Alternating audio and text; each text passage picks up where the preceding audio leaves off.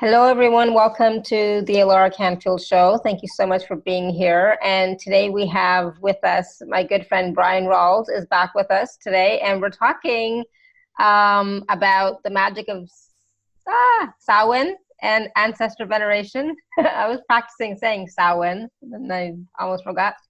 So what is Samhain, right? And what's the history behind it? So we're going to talk about the veil thinning and Ancestor Veneration, what that is and how to do it.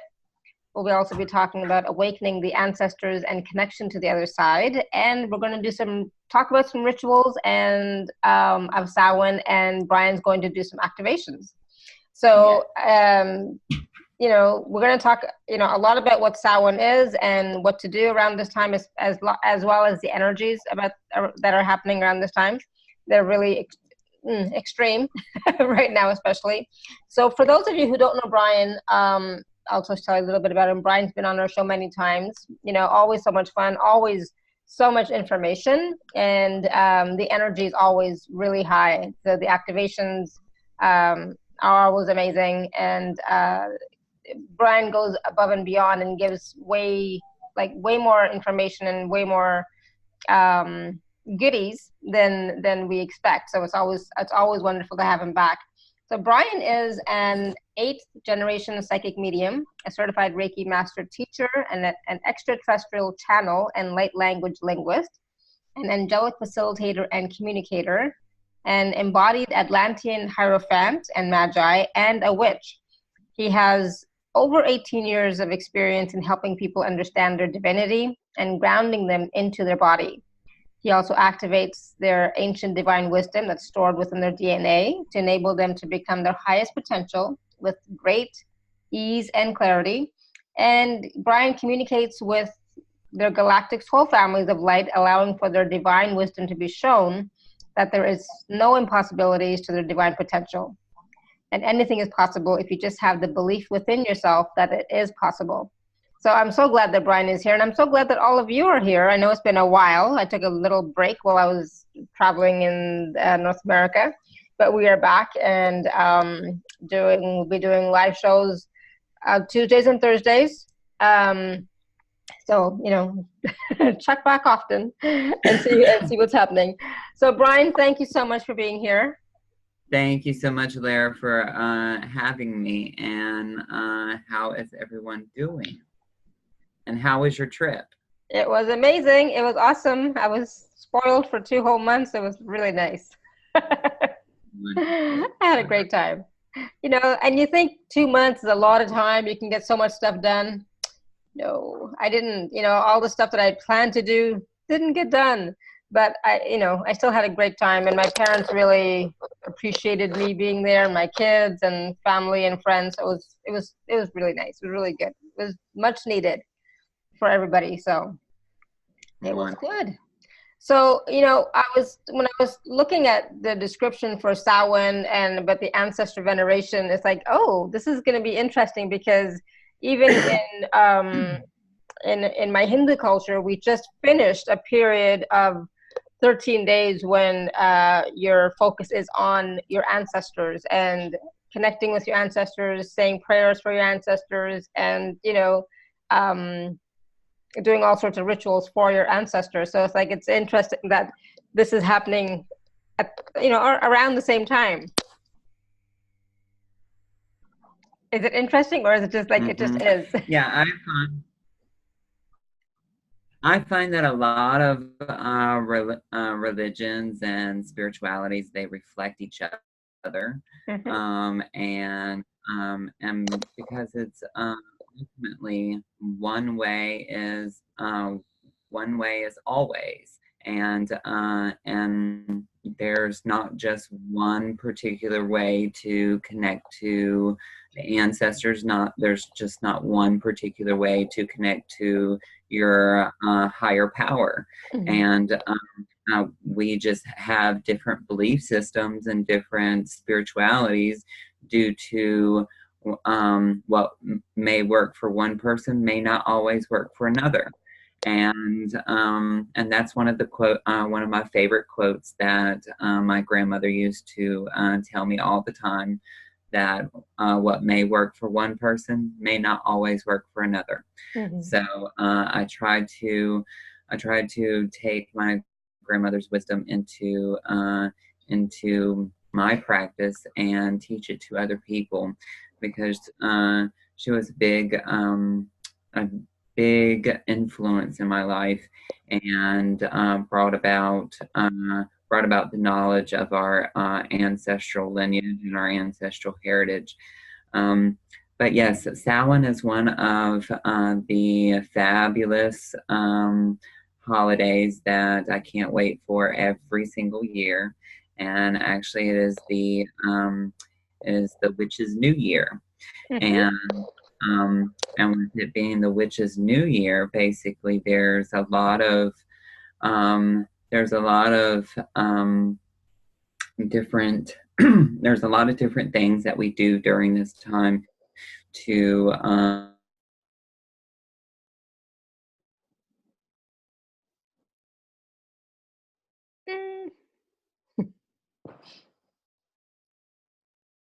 And did we just lose Bryan?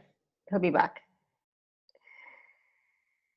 Maybe he'll be back. So I didn't realize, or maybe I did, about it's the Witch's New Year, and how interesting that is for all of us who may be, on the spiritual path, maybe a little bit intuitive, and and that may be bringing up a few things for people right now, maybe new insights. Yes.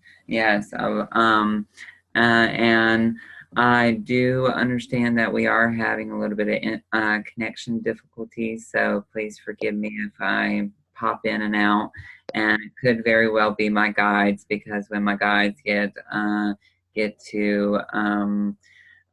my guides basically get to share their energy and their knowledge with you all, they get kind of excited and mess the connection up quite well. So I know I actually had some difficulties on my radio show last night, so I apologize beforehand.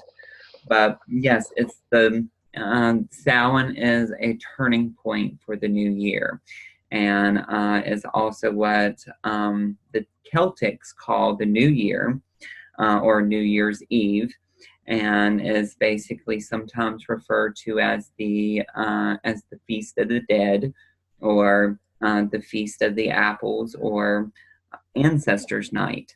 And basically the one night of the year, the one night of the year where the veil is at its thinnest, and the ancestors are able to come back and sit amongst the living, and basically allow for them to bless the living in many different ways. And I personally do what is called the Dumb Supper, and that is basically where we cook our ancestors' favorite meal, and then we set a place at the dinner table in remembrance of them, and we let them eat before we eat. And it's just an understanding that the ancestors they greatly affect our lives here in the living. And yes, very much like Dia de los Muertos, that is what the Day of the Dead is, and which is actually November 1st.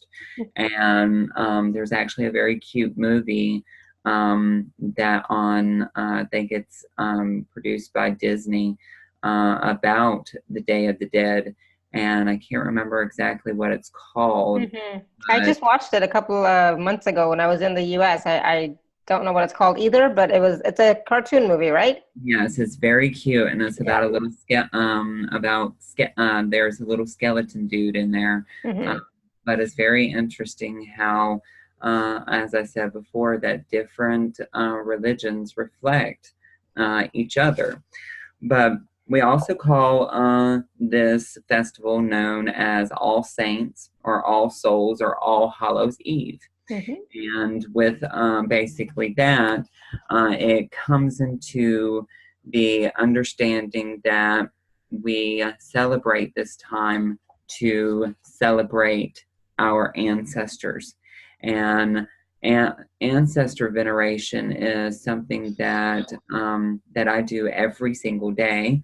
If you can't see already, I do have my ancestor altar behind me. And my ancestor altar is the second altar that gets lit every single day.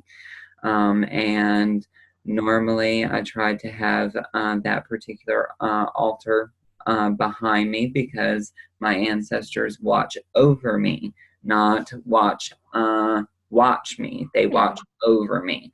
So they it's kind of like a comforting feeling for me, and allowing for them to be fully present in my work, be fully present in my life. And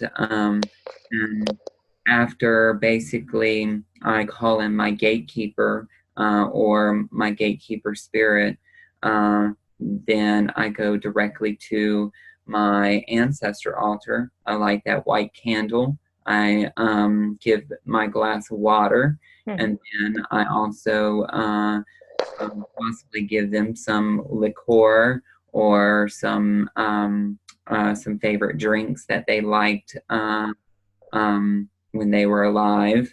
I light a cigarette for my grandfather. I give my grandmother a Diet Dr. Pepper. I give my grandfather a beer because he was a beer drinker. And then I also work with a spirit pot, which is which actually I can actually show you. It is this pot right here that I have actually all of my ancestors' graveyard dirt in. And I get probably about a cup each of everybody's graveyard dirt. And I always have this charm in there, which this is an ancestor charm, and it actually has some wax connected to it. But I burn white candles on top of the dirt, and I usually take a little bit of dirt and I sprinkle it over the top of my head to basically bring blessings to me.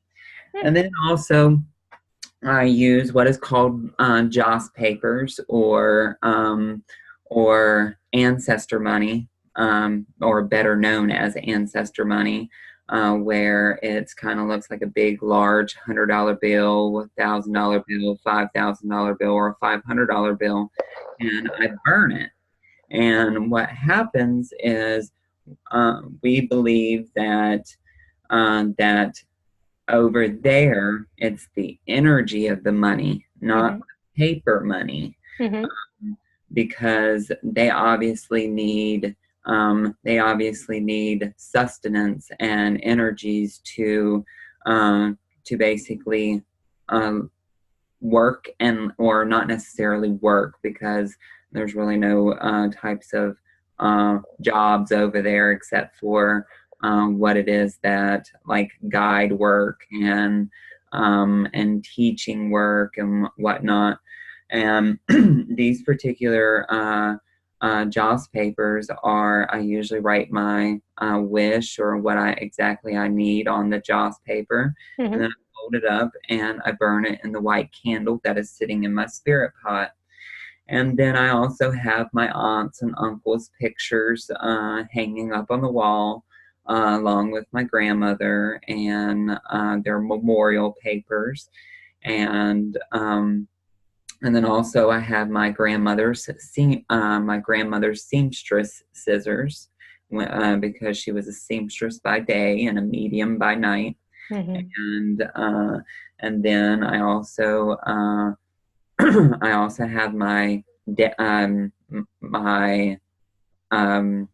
the cremation remains from my dead animals that I've actually had cremated for me. And basically these are momentums for me to remember them by, to bring bring a spiritual rapport for them to pierce through the veil and really make themselves known in this experience that I'm walking each and every day for myself and as well as for other people. So it's really about honoring the dead and along with winter preparations and divination. We do a lot of divination or divinatory practices during Samhain, such as like scrying in water, casting of the bones, the crystal ball, which obviously my lovely crystal ball. This is a very powerful crystal ball. It was actually one of my grandmother's, and it gets blessed in each and every full moon.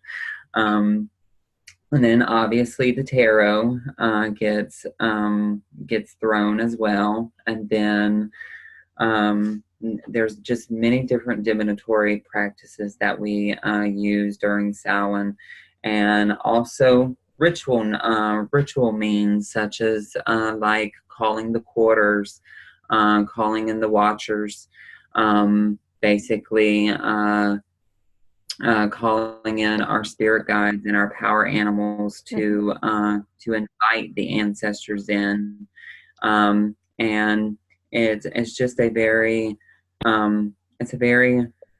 powerful way of honoring those that have came before us and those that will also come after us, because we are very firm believers in reincarnation.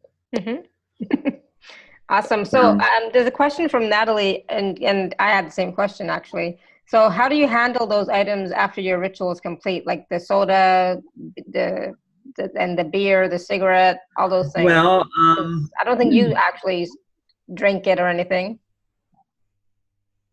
Well, what they are is I use them as libations. Like, say for instance, with the cigarette ashes, I will take the ashes and I will throw them to the wind. And with the soda and the beer, I will pour them. I'll usually bottle them up and take them to their grave, and I will pour them in their grave. Or I will actually go to have a rose garden that I name particular roses after my ancestors, as well as also after the people that have passed.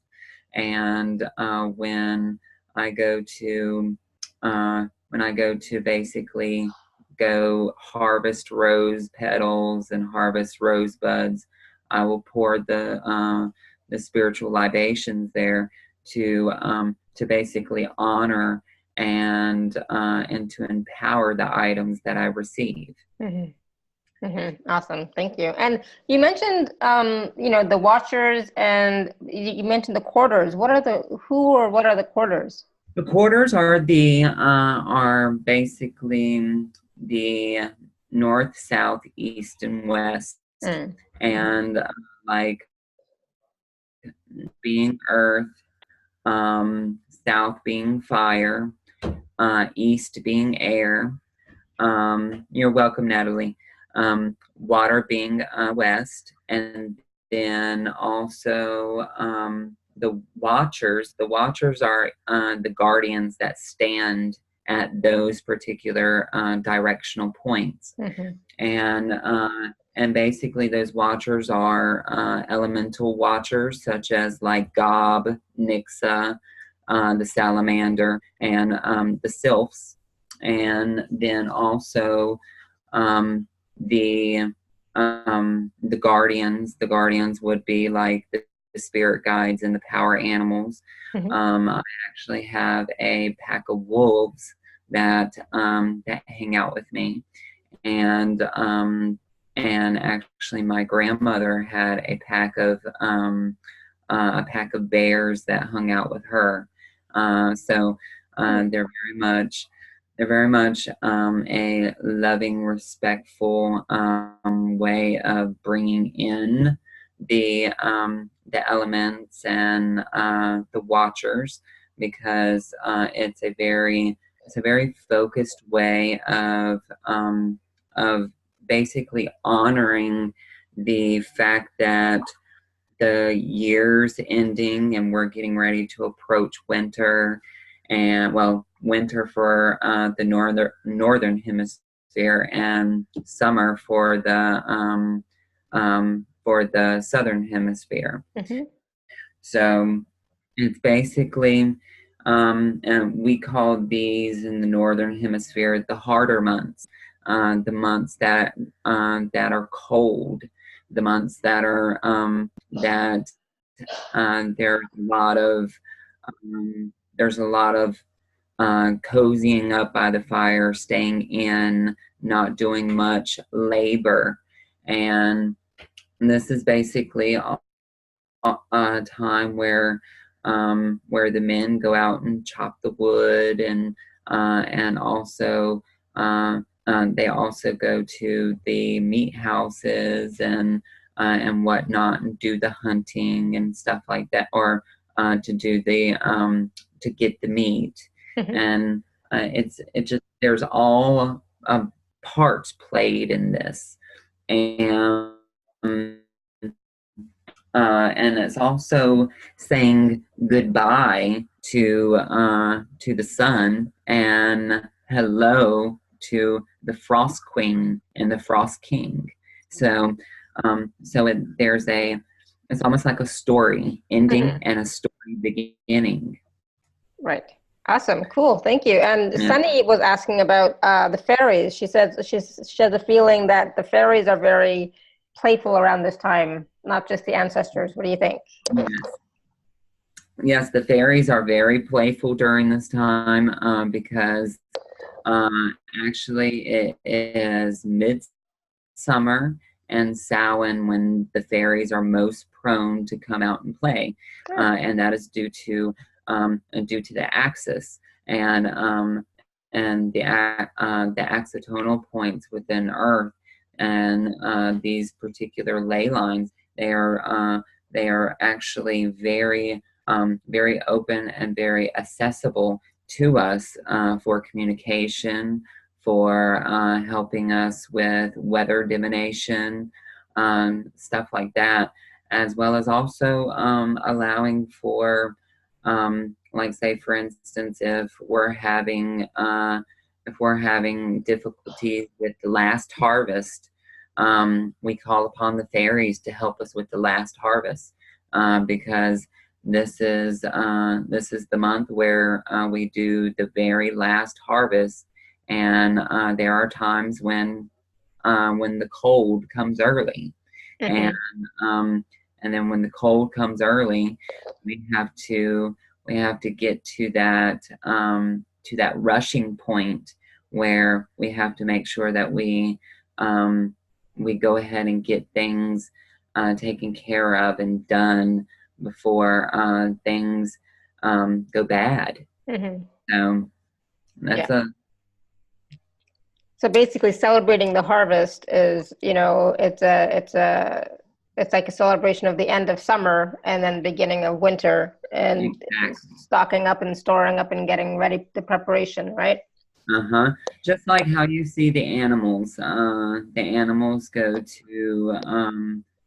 to gather nuts and food and herbs to take back into their dens, or take back up into a tree, or take mm-hmm. back up into the places or their habitats where they live, and they have to stock up so they do not run out. Yeah. And that's similar to what we do as well. Right. And so right now, yesterday was the full moon in Taurus, right? Mm-hmm. And I know that you did a transmission yesterday, which we are going to offer as a gift to everyone. It'll be in your email, so check your email. But can you talk a little bit about that as well, about the full moon in Taurus and about the change that's happening now? And is that you know, connected to Samhain and, you know, the change of seasons, or is it... Well, there are there are different aspects that happen at different times of the year. But what is happening currently with the Taurus full moon is that the Taurus full moon is actually affecting two particular areas or two particular sectors within our lives, and that is relationships and love, and then also finances. So obviously a lot of folks are having financial issues because one, you're getting ready to have the holidays come up, and two, a lot of folks are going into that survival mode because a lot of people, there's not a lot of traffic during winter. There's not a lot of energy of movement during winter. Mm-hmm. And so a lot of people are in that scarce mode of we're going to run out, or this, that, and the other is going to happen. No, not necessarily, not in today's society, but in different means. The Taurus full moon is deeply affecting those particular sectors, as well as also star seeds. And star seeded energy, we are actually corresponding with three particular galaxies. The Andromedan galaxy, the Triangulum galaxy, and the Marachas Ghost galaxy. Those three particular galaxies are beaming intense energies into our crown chakras and opening up our 12, 22, 24, and 48 different strands of our DNA. Some of us are type 1, some of us are type 2, and some of us are type 3 indigos that correspond with these different understandings of how the DNA body works. And when that begins to happen, and when it begins to totally activate certain areas of our DNA, we become either one of two things. We become that invincible feeling, Mm-hmm. or two, that survival feeling of we got to do this to prepare, or we got to do or I'm on top of the world, nothing's going to harm me type feeling. So it's very much an upgrade to the human genome, as well as also a upgrade to the star-seeded DNA. And then also in November, we have the Pleiadian lineup, which happens in November 15th through November 22nd. Mm-hmm. And that is when the Pleiadians come back and check on their experiments. So there's a lot of things that happen during the autumn and winter months. Mm-hmm. And this is by far my favorite time of the year. And just for that, because I'm definitely starseed and definitely witch by heart. Mm-hmm. And I'm not using the word witch out of context. I'm definitely using it properly, because if folks know me, I can be that witch, and I very much can definitely be understood as the starseed. But yes, during the Samhain energies, we create what is called an altar. Obviously, we have the Ancestor Altar, but we also have a Samhain altar, which the Samhain altar is decorated with appropriate things such as small pumpkins, branches, flowers, such as marigolds or chrysanthemums, mm-hmm. Nuts, apples, or other fruit, and candles both on the altar and around the circle, and which can be white, orange, and black, obviously. Halloween colors. Mm-hmm. And do understand when I say black candles doesn't necessarily mean evil work, because a lot of people think that when a witch or when a person speaks about black candles, they always think about hexing work. No, it's totally the opposite, because black reflects all the colors. All right, it's just a umbrella term for the energy of reflection. And so Interesting. I mean, I don't really know a lot about witchcraft and witches, to be honest. And I'm just, the thought came to me while we were having this conversation that, is it possible that sometimes when you are, I don't know, resistant to certain things, that you might actually have a capacity in it? We'll have to ask Bryan when he comes back. And so Natalie's asking, are there meanings attached to each altar item that creates metaphoric importance or power? Sorry. Hello. Yes, there you are. Sorry about that. That's okay. When that happens, I can always fill up the space with something, right? I was just saying that, is it possible that sometimes when you are resisting something, that you might actually have a capacity in it? Yes, very much so.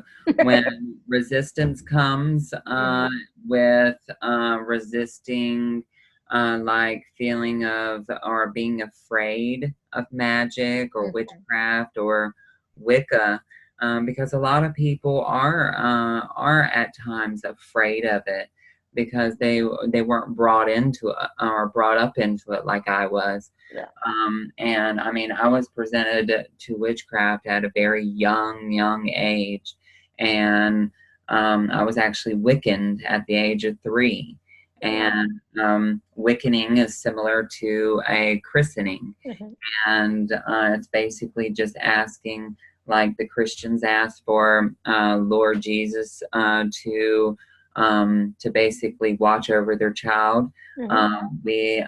In witchcraft, we ask for the goddess to look over our child. So it's a focus of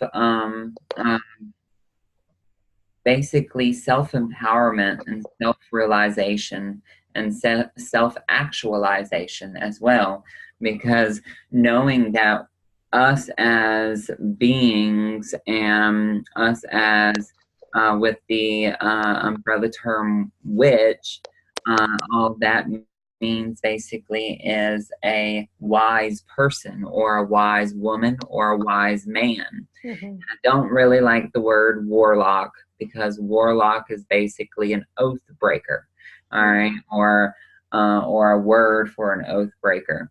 So and warlock is so old school, and just gives us male witches a bad name. So we like to use just witch. Witch. I like it. Awesome. Thank you. So Natalie is asking, are there any meanings attached to each of the altar items that creates a metaphoric importance or power? Yes. Like the pentacle. The pentacle is the main thing on the altar, which basically allows for the interconnectedness of the quarters, which would be north, south, east, and west. And basically the pentacle is the 5-pointed star. And the 5-pointed star is basically you got north, or you got the point of the star being spirit, and then you got the four other points being north, south, east, and west. But with the pentacle being pointed upright, that means that we put spirit first. We put ourself first. All right, because our higher self, or our higher power, is actually within us, because we embody the divine feminine and the divine masculine. Okay, Ooh, awesome. we got questions. Yeah, I know, right? So I'm just going to ask really quickly about Lisa's question here. She's asking about building an altar with the intent to connect with your ancestors or star family. Is that helpful? Yes. Yes. Very much also, very much helpful because, and remember, intention is spell work, okay? And the simple use of words or the words of power is what witches cast, is spells. Mm-hmm. Right? Words, they have power, and the human language wasn't just taught as a communication form. It was taught to manifest. It was taught to manifest in wisdom and energy into our focus, and it allows us to be basically focused on a particular almost like a what, when, how, and where type of feeling. That intention of building an ancestor altar would be simply the simple ancestor altar is the glass of water, the pictures of your ancestors, and the white candle, and then you can have white flowers and a white altar cloth, and that's just basically as far as you. That's a simple ancestor altar. I mean, you can get very elaborate, but I will tell you, if you go to make you a spirit pot like I have, you better make sure that you care for that spirit pot, because it's just like caring for a baby. Mm-hmm. Awesome. Thank you. Yeah. And, it's interesting how we were going to have this conversation today. And when I was taking a nap earlier in the afternoon, I had a dream about my grandmother, and it's like, I haven't seen her in a long time. And I remember thinking, I haven't seen her in a long time. I wasn't thinking that recently, but it's like, it's just interesting that she would come through today when we're having this conversation. And that right there is is basically a message from your grandmother, basically understanding that that you just had those, or in the Hindu religion, y'all had that 13 days of ancestor worship. And I can't remember what it's called, but I know Shrad. It's called Shrad. There you go. Yeah, charade. Yeah. Yeah, because see, that's what my husband practices, is Hinduism, and I practice my witchcraft. It's in my blood, and yeah. Yeah. No, it's all good. It was just interesting that it's not a coincidence. Things happen on purpose, right? Exactly. So Lisa's asking also about seeing a hawk. She said, also, would seeing a hawk often and then multiple hawks circling above you be a sign of ancestors communicating? Very much so, because I wouldn't doubt it, not one bit, if your ancestors didn't have Native American energies and bloodlines, especially with the hawks. The hawks are very much a sign of, there you go, yes, Lisa, the ancestors, they normally would come in as beings that they are familiarized with, and Native American energies are very much familiarized with hawks, and a group of hawks circling around. Obviously, that would be either the soul family, or the energies of. I'm hearing that it's basically I'm hearing grandmother, grandfather, and for some reason I'm hearing aunt and uncle. And with that energy, I will tell you that that the hawks also represent wisdom and vision. So it seems as if possibly your clairvoyance will begin to start heightening at this time. Awesome, thank you. And so Sunny's asking a really interesting question, and so relevant, you know, because ancestors, they come with a lot of baggage, their own troubles, right? And they've been through a lot in their lifetime when they were alive. So what do we do to go beyond their limitations, especially feelings of not being enough that runs in the family? How do we keep the best, keep the nonsense out of all of that? Okay, so basically, that is what the candlelight is for. The candlelight is to raise their vibration, to raise their spirit, because the candle basically lights the way. The water is the communication link, which basically allows for it to easily be communicated with. The energy of the pictures is to hone in on exactly the particular ancestor that you want to communicate with. And obviously, if you and Uncle Jack didn't get along, you're not going to put Uncle Jack on your ancestor altar. Mm-hmm. Yeah. And then, say, for instance, if you and if this is just like a example, but if you had issues with your father touching you when you were small, you wouldn't obviously put him up on your ancestor altar, because of the simple reason that would be detrimental to your energy field, and also detrimental to him as well, because obviously and see, in witchcraft or Wicca, we do not basically come in the we do not understand the energy of heaven or hell. All right, we don't believe in that understanding. We believe that it's a vibration of if you were good and you had or you were pure of heart, obviously you're going to go to Summerland, the energy of heaven, or what we call heaven, Summerland, and it's going to be that particular vibration of pure of heart. And like, say for instance, if Uncle Frankie was a murderer, obviously Uncle Frankie's going to hang out with all the murderers. He's not going to necessarily go to hell. He's going to hang out with the murderers. He's going to hang out with, it's always,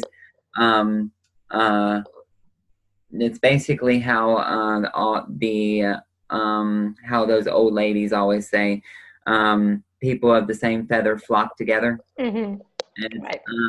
You always stay with the energies of how you were in this lifetime, but that's obviously what the candle's for. The candle is basically to raise the vibration of the spirit, because the spirit work or the spirit needs to continue its evolution on the other side until it's ready to sign up or take the next assignment. Mm-hmm. And obviously, when the spirit is ready to take the next assignment and is told to incarnate into the next body, it's going to do so. But at the same time, that candlelight is going to open its pathway. And that's also the reason for ancestral work and belief work. Because if you've heard with possible past teachers, as well as also my work, I always go through an ancestral level when I do belief work, because it clears the energy of the ancestral energies as well. Mm-hmm. Great, thank you. I didn't know we were going to have so many questions, so this is awesome. There's a question from Karen. And she says she was told that her parents' house holds sadness and to sage it and paint it and to convert it into a healing space where she plans to work. Is there anything else that you can recommend for her? Okay, I hear grit it, and I hear grit it with crystals, preferably quartz crystals and rose quartz, anything with a quartz base. And they also say that that there is tons of Atlantean and a Lemurian energy there, and basically with that, there is definitely that pyramid type energy going on within that field of residence, because it seems as if there's it almost looks like there's a capstone above the parents' house, and when there's a capstone, the capstone basically allows for energy to be projected into that into the point of the capstone. And it's similar to like the point of this. Right. This is the pyramid that I do pyramid healings with. Mm-hmm. And like this is the capstone. And then also this is a capstone as well. I'll show you the capstone right here. That's a capstone, and energy comes into the point. And I would most definitely say make sure that you have symbolism of pyramids in your parents' household, because that is very much needed to basically one, tranquilize some of the energy, as well as also transform some of the energy. And also remember that fire and smoke transform energy. So, and that doesn't mean go burn down the house. What I mean by that is sage it, do some Palo Santo, maybe even get you some hyssop or hyssop. Hyssop or hyssop, however you want to pronounce it, is actually in the Bible. And you can make you like a very strong tea out of it, and then you can put it in a squirt bottle and squirt it around the house. And what that does is it makes energy, it totally strips energy. It strips all negative energy and all negative forces. And that is a wonderful way of clearing energy. I don't personally just use sage, because sage is also for wisdom and for communication and whatnot. And obviously, you're not going to whip out sage and for a demon, because that Right. probably going to sit there and laugh at you in your face. Interesting. What about, so Suzy wrote in about her house as not selling. She's done everything. She's done the Palo Santo, the sage. She also did the Florida water, Okay. everything, and nothing is working. And she's so frustrated. Okay, so have you ever heard of the St. Joseph house selling, the house selling spell work, or She did that. She did the St. Joseph okay thing. Yeah. All right, so with that, it could mean that you need to do some road opening work, because your path and his path may be blocked. And what I mean by path is when I say path working or road opening, I always think of a person standing in the center of a cross. Okay. Yep. And what happens is different pathways. They have like energetic stumps and mud puddles and trees falling in the road, and you can use a particular herb called Abre Camino, which basically is translated into road opening. Oh. And what the road opening herb does, I like to burn it, or I like to either one, burn it, or two, brew it into a strong tea and spray it around the house, or also you can purchase one of the special offers this evening, and I can obviously help you with selling the house. That's what I suggest. Yeah, because there's many different ways of getting the house sold. I would actually have to scan the house to see exactly what is ailing it, because there could be many different things that are ailing it, like portals being left open, stargates being open that are letting negative star energies in. It could be a whole number of things, but we will pinpoint what's going on with it, and definitely get down to the nitty gritty. Awesome. Yes, Suzy, are you listening? Yes, so she will definitely contact you somehow. So, yeah, she's at the desperate stage now. She's like, I'm desperate. I'll do anything. Awesome. Thank you. And so, you know, and then that's the thing. Sometimes we try and do everything and nothing works because there's some piece of information that we're missing, right? Yep. And 99% of the time, it's normally something very simple and very small that we are missing. And 9 times out of 10, it's in the back of your head, and something's not allowing for the neuro pathways to get it to the prefrontal cortex or the frontal cortex to allow for it to pop into your parietal lobe for you to actually go down your brainstem for you to remember what's going on, or this, that, and the other. So I would highly recommend that a session with me. Yeah. Okay. Awesome. Thank you. And so Niki has a question. She said her uncle passed away years ago. They were very close, and now she lives in his house with her aunt, and he left 6 numbers to play, which she recently started doing. Should she continue? And she said, by the way, I've won a few dollars a couple of times. Okay. So Niki, and I believe you are up there in the little box with Niki's iPhone. I will. Hello, sweetheart. And I will tell you, yes, continue to play those numbers.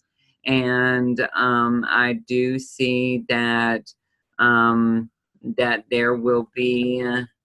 Okay, so what I'm hearing is I'm hearing a male's raspy voice, and it seems as if he either had issues with his throat, or possibly issues with his esophagus as well. That basically is saying, continue playing them numbers. Those numbers have meaning to them. Listen to me, child. They will soon bring you money, and bring you money by the springtime. Awesome. So Niki is giving you a big thumbs up for all of that. Yes, most definitely. Awesome. Definitely continue with that. So Lisa's asking, how long is the package available for? So let's talk about the package. So for and so we just created the package recently, and we just added a bonus to it. Where is it? So if we just click on special offer, if you're on the live page, and if you're not on the live page, you can go to www.alara.at/Bryan10, because this is Bryan 10. So alara.at/show/Bryan10. And so this special offer, like I said, we just added the bonus Starseed DNA Upgrade MP3 today. But there's 2 packages, package A and package B. And so please let me know, Bryan, if I'm saying it wrong, but package A includes a 30-minute intuitive reading and a 30-minute remote pyramid healing session. Yes. And then package B, and so package A is $97 and includes the bonus. And package B is $197, and that includes a 60-minute intuitive reading, a 30-minute bone reading, a 60-minute remote pyramid healing session, and the bonus Starseed DNA upgrade MP3. Am I right? Yes, that is perfect. And let me just explain this or explain the pyramid healing session. Now, how the pyramid healing session goes is I use these two wonderful pyramids in the session, and the copper pyramid goes on top of the organite pyramid, and then your picture goes underneath this pyramid, and it kind of looks like this. Okay. Obviously, after that is done, then there are four quartz crystals that go on each point. And then also, let me go grab this because you are put on top of this. So the pyramid or the picture goes on top of this. Oh, wow. Goes on top of this, which the picture goes on top of this, and then the pyramid goes on top of this, which I light a candle here, light a candle here, light a candle here, light a candle there. And then these particular energies, this was actually made by monks on Mount Shasta. And then the energy healing, the 30-minute energy healing basically is programmed to do a lot of clearing. It clears DNA, it clears belief systems, clears the brain, and I mean the full brain, the limbic system, the medulla oblongata, the basala ganglia, the Brock and the Wernicke area, the parietal lobe, the temporal lobe, the brain stem. Also realign C1, C2, C3, C4, C5 along the spine, and also realigns all the or upgrades all the organs in the body, as well as also upgrades anything such as, or removes anything such as nano implants and implants in general, and then also re-upgrades the Starseed DNA. And I guarantee it that all of y'all have Starseed DNA. So I will most definitely say that the energies are most definitely a plus in in working with these energies in a numerous or a maximum momentous type of way about clearing anything that is no longer serving you, or clearing anything that is ailing you, or removing pain, removing energies that just doesn't need to be there for you to basically move up in spiritual vibration. So also with that, the bone reading is done this way. So let me show you how the bone reading is done. So obviously this is my bone reading map, and there's a circle in the middle, and each section is a sector in your life, such as the north sector is your finances and your career, and also your grounding, your groundedness. The south sector is your love and relationships, not only just love relationships, but family relationships, relationships in general. The east sector is your beliefs and your belief systems and your values, and then also your health. Okay, I'm very careful with the health sector because I do not diagnose anything. Okay, because I'm no doctor, but I do have health background underneath my belt, and then also the west sector is your spirituality and your psychic abilities. So after that, this is what the bones look like, okay? So I'm just going to show you a couple of the bones. I don't have time to show you all like 33 of the bones, but and they're not necessarily bones, they're curios, okay? So you got the feather bone. Yep. You got the Buddha bone. Then you got the rose bone. And then you got the pumpkin stem. And then you got the seashell. And then you got the nutmeg. You got a dice. You got an owl vertebrae. A real owl vertebrae. And no, I did not kill the owl. You got the bean. And then I'm going to show you one more. And oh, I'm going to actually show you two more. And you got the Eye of Horus. And then you got the key. Okay.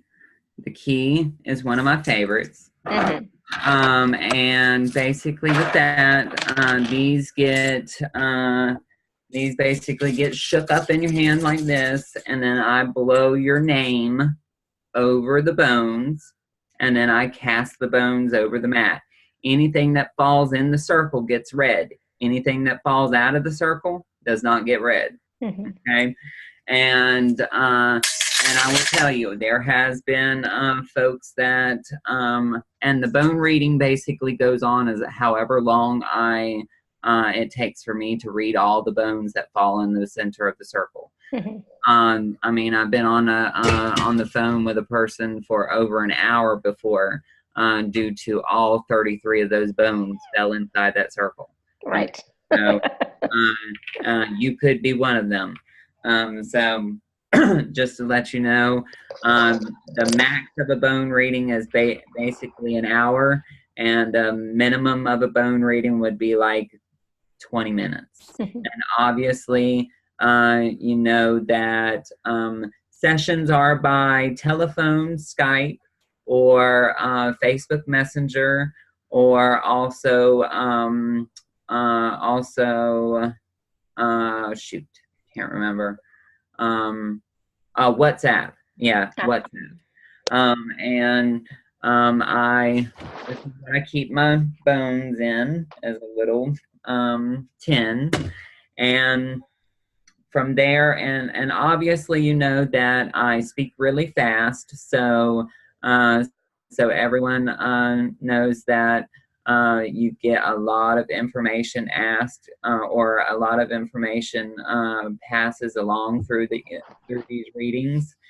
And I will tell you also, I have stopped recording my sessions due to the simple fact that no two sessions are alike. But if you want to record it on your own, you are more than welcome to. And I will suggest a couple of programs to record your session, so that you can get so you can basically get the best out of them. And also the reason why I don't record them as well is because I speak to over probably about a good 500 to 750 people every 6 months. So that's a lot of readings to keep a hold of on one computer. So and probably that's what's wrong with my computer. I'm working on my husband's computer at this moment. So yeah, but that's a little bit of a lowdown of the packages, and do know that a lot of information gets rewarded in these sessions. And as she said before, in the $97 package, it's a 30-minute pyramid healing session, And in the 197 package, it is a 60-minute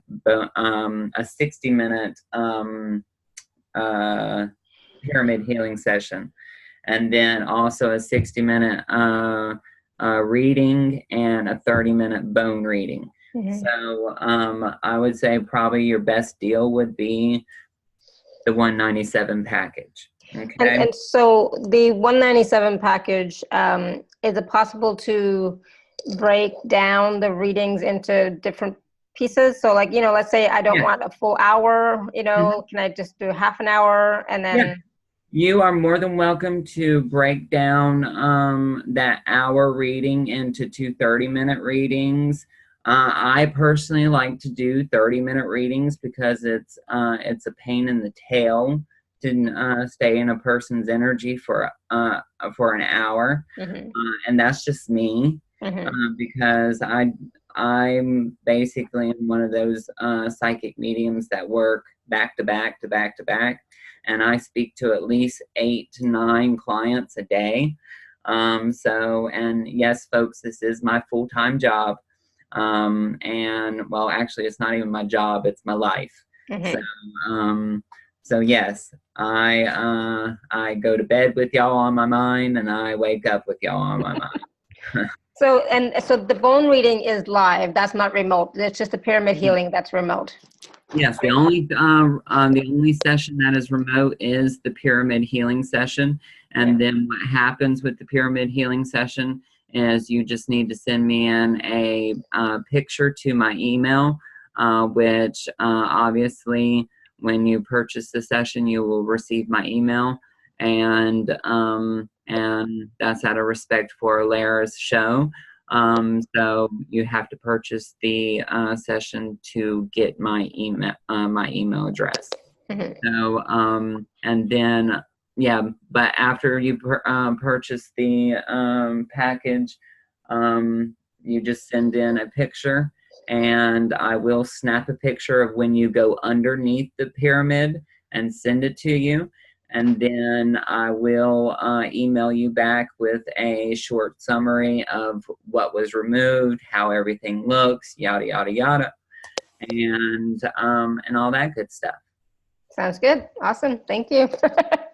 So that, and Bryan always over-delivers. So in case someone is wondering, always over-delivers in the sessions. So you get a lot of not just value, but a lot of information, a lot of clearing. Very generous. Exactly. He is a very generous guy for sure. So you must be an amazing cleaner for your own energy. I do cleaning work on my energy every Monday and Friday. And plus on Wednesday evenings, I also take 2 cleansing baths of hyssop and also rose water.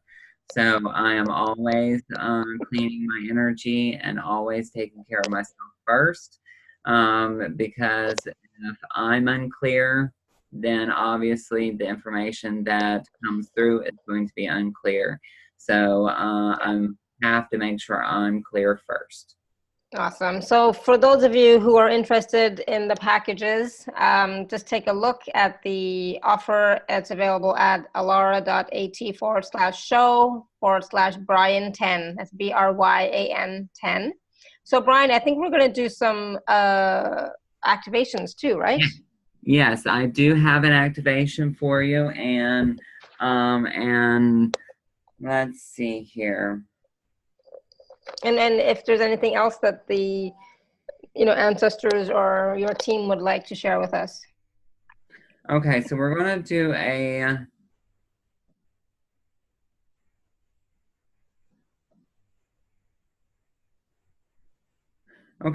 so they're basically going to cram 2 activations together. Okay. One, we are going to do awakening to your ancestors activation, and then 2, we're going to do an upgrade. All right, and this is basically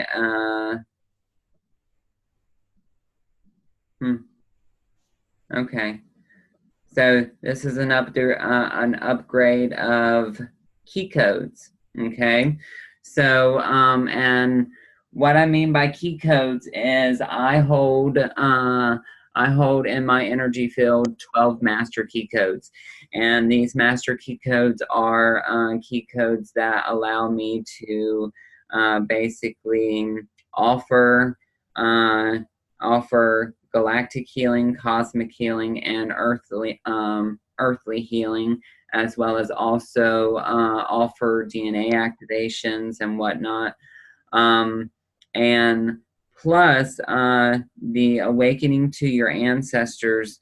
Awakening to your ancestors is basically opening up the channel between you and the ancestors, or you and your ancestors. And remember, it's not just the ancestors that passed away, like your grandmother or grandfather. It also goes further back. All right, it goes further back to your very first soul's existence. All right, so I want everybody to just take a deep breath in.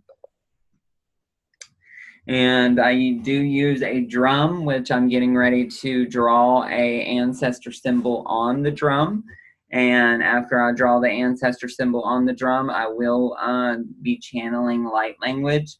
And you will hear some funky sounding language. And don't worry, it's totally safe. Just make sure that your feet are flat on the floor, and that you are in a upright position with your either you can be laying down, but just make sure that your body is straight, and that your head is basically straight with your spine. So I want everybody to just take a deep breath in.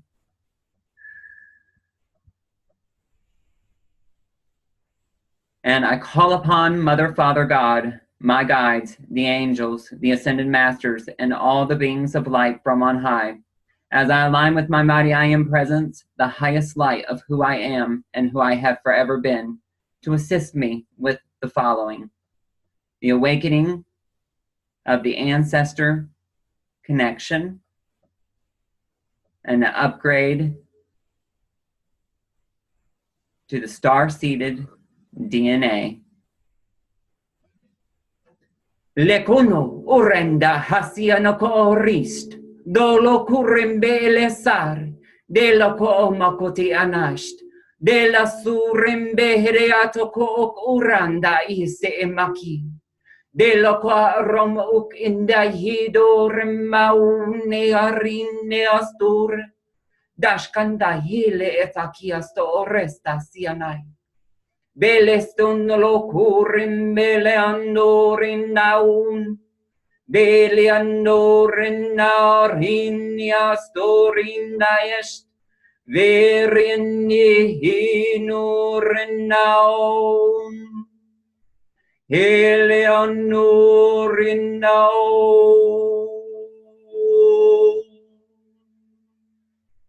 Delosto uren dorena curembe esia, dajan horien da hoc orestasin, deleataron ne kendolo quarata ist, destorin bahacatai inde isian, doc orena daurem dilastu, da resten e candala atayenu, dele macro de nuostauanahin, dele atorin nasarian naili, dorindu macanulo cosianawara, de los turistasia mais, de jadorin naware anahurim belestiatai, de los tu urimbe riandai hebeliastu, anu arasta sende heleakia, destorim beheleastais, dolo qua ramba hikende eleas.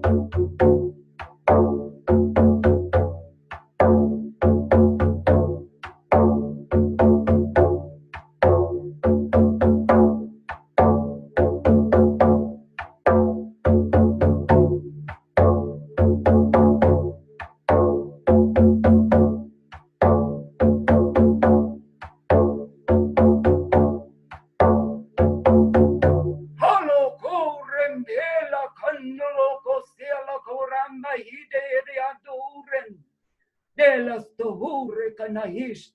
Lara Mokotela Kosena Mahaya de Liama. Coresta Sandolo Cosiana Cabrian de Estelo Aramakurian Naid. De los Tohura Mahakatayena Stiata Haratianaki. Doloco son Varianda Hish. Doloco Stindolo Comakayate Heliam Maharastian de Helias Tokud. Dashtan Helia Tokwa. Helios to Sevesta Sian de Heles Diamai.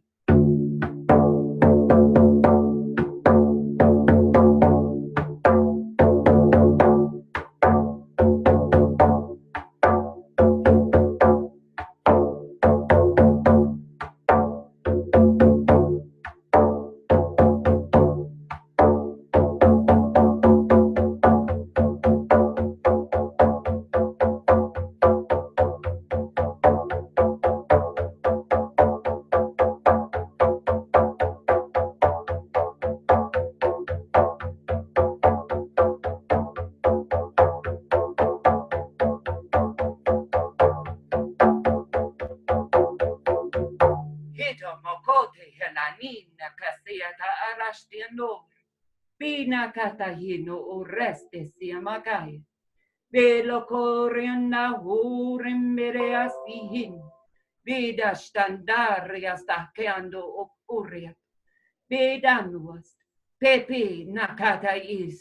Urim Beleata Idorindawa. Dokos Kenduram Bine Kiastas.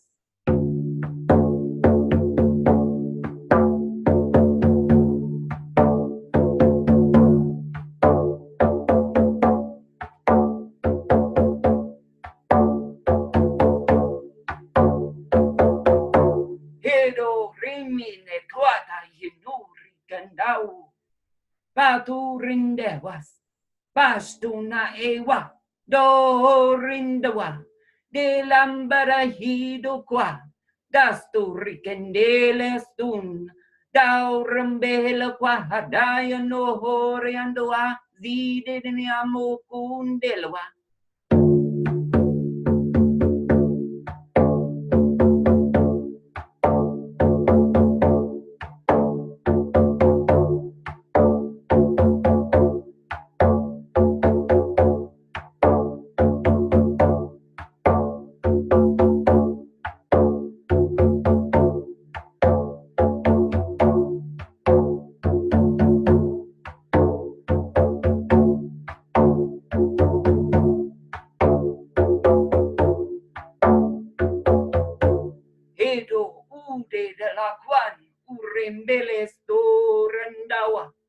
Elo curembahur de las torrimbe de aquata kush de las tamine que torana pado horande helesto umai helios bestana hinu mokori damurindawas de leandu hor de banai heliandor dorin dorin dorin.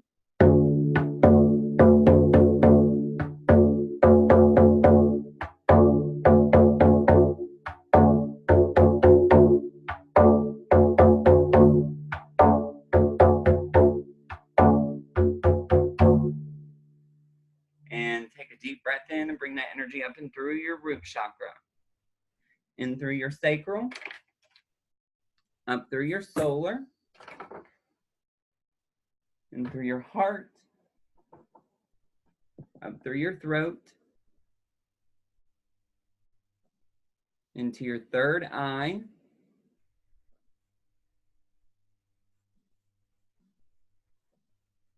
Down into your well of dreams at the back of the head. Up and out the crown chakra. Doubling back into the fourth eye where your head was soft when you were a baby. Beaming down into the pineal gland. All the way down the Shushana.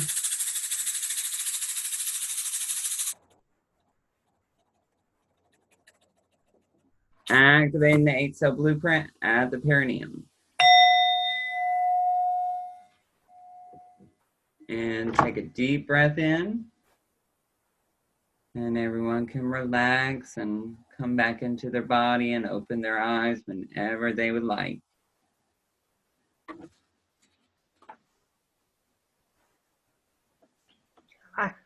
Wow, awesome. Thank you. Yeah. Okay. Sunny says this was amazing, very energizing, cleansing, and refreshing. Yay. She said her third eye is buzzing. A lot of energy moving. Yes, very much. Yes, the coughing is actually energy that is, see, with any energy that is clearing, you have to have a discharge, okay? That's a discharge of energy. And when energy discharges, it's very similar to kind of like when, it's kind of like crying. Crying's a discharge. Coughing's a discharge. Even peeing's a discharge.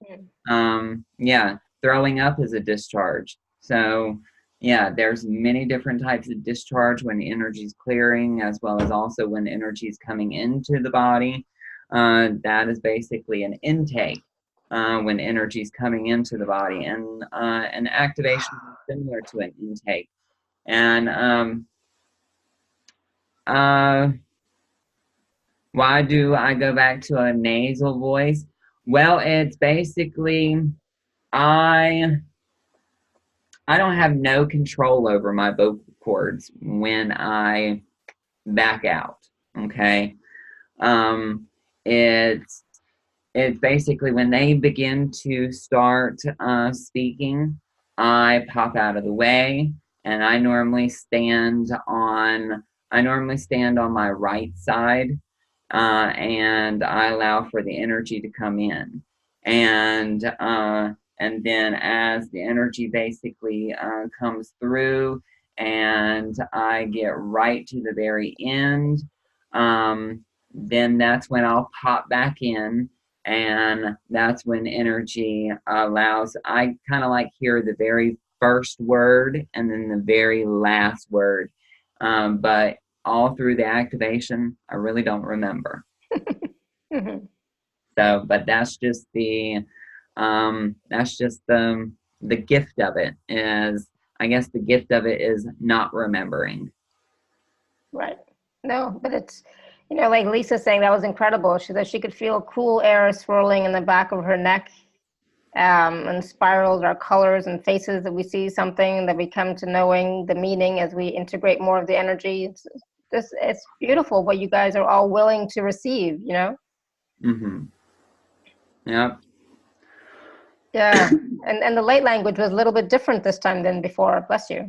Yes. The light language, it changes every single day. And for those that listen to the full moon activation, I will tell you, you'll see the difference there as well.